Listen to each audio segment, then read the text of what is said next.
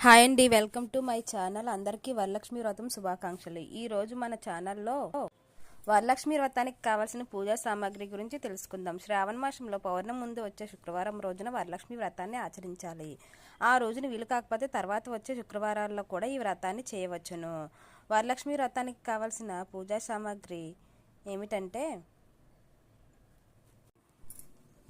పసుపు 100 గ్రాములు, కుంకుమ 100 గ్రాములు, ఒక డబ్బా గంధం, విడి పువ్వులు, పూలదండలు 6, తమలపాకులు 30 వక్కలు, 100 గ్రాములు ఖర్జూరములు, 50 గ్రాముల అగరవత్తులు, కర్పూరము 50 గ్రాములు కర్పూరము, 30 రూపాయి నాణెములు, ఒక తెల్ల టవలు, జాకెట్ ముక్కలు, మామిడాకులు, ఒక డజన్ అరటిపళ్ళు, ఇతర 5 రకాల పండ్లు, అమ్మవారి ఫోటో, కలసం, కొబ్బరి, తెల్ల దారము లేదా పసుపు రాసిన కంకణము, 2 స్వీట్లు, బియ్యం 2 కిలోలు, కొద్ది పంచామృతం లేదా ఆవు పాలు, దీపాలు, గంట, హారతి ప్లేటు, స్పూన్స్, ట్రే